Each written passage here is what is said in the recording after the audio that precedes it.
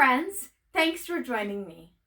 We have been doing so much hard work this year, learning about math and reading and writing and science. But one of the things we've been working on all year that helps us learn about all the other subjects is letters. And something we have to do with letters is write them. And it takes a lot of practice to learn how to write letters. So I thought today we would practice.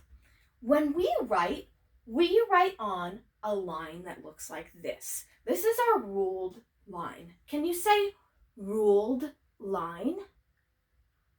Very nice. Our ruled line is made up of 3 different lines. The top, the middle, and the bottom line, okay? And these help us figure out where to put our letters, because there are lots of different types of letters. Some letters are tall letters, and they start at the top. Can you think of an example of a tall letter? Wow, I heard a lot of people say capital letters because capital letters start at the top. Capital letters start at the top. Right, all of our capital letters are tall letters. Look at A.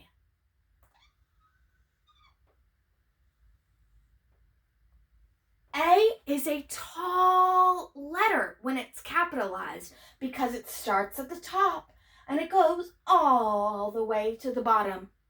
But you know what? It's not only capital letters that are tall. Some lowercase letters are tall too.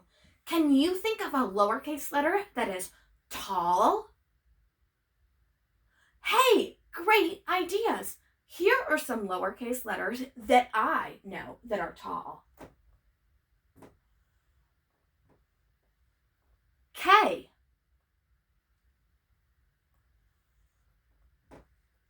T. L. All of these letters are tall letters because they start at the top and they go all the way to the bottom. Tall letters.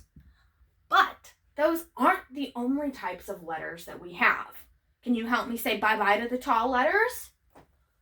Bye-bye, tall letters. Now, I'm going to have to redraw my line because we need it to see our next type of letter. So help me draw these lines. Top, middle, and bottom. Now we have our ruled lines back because now we're going to talk about short letters. Now, short letters, they start at the middle instead of at the top. So when you have a short letter, it's not going to go past this dashed line. Can you think of a letter that is short? Wow, those are some great ideas. Here are some letters that I thought of that are short. A. M. R. All of these letters are short letters because they don't go past this middle line. Now, do you think that any capital letters are short letters? No, that's right, because capital letters start at the top. Exactly. So we know there are tall letters, there are short letters, but there are also hanging letters. I wonder what a hanging letter would look like. Let's see. I'm going to redraw my lines one more time. Hanging letters are really cool. Kind of like short letters, they stay below the medium part, but they also hang below this bottom line. They don't go above the middle line, but then they go down, down, down, down, down under this line, kind of like they're hanging out here. Can you think of any other hanging letters?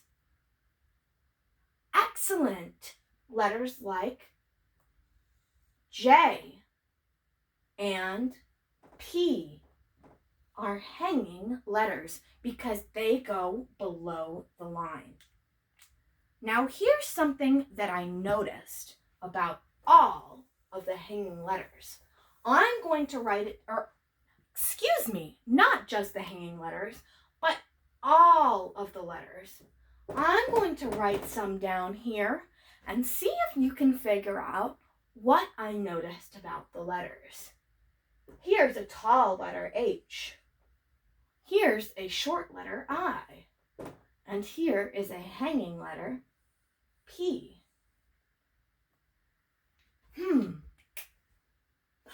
You know what I noticed?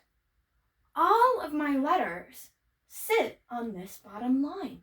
None of them float up into the air. I'm not going to have my H up here. I'm certainly not going to have my I up here. No, no, no. Letters are not balloons. They don't want to float away. They are scared of heights and they want to stay right here on the ground. So when you're writing your letters, make sure you know which letters are tall letters, like H, which letters are short letters, like I, and which letters are hanging letters, like P. And remember to keep them all hanging out on this line because they don't want to float away. All right, friends, now it's going to be your turn to practice writing some letters. I can't wait to see all your hard work. Bye, friends.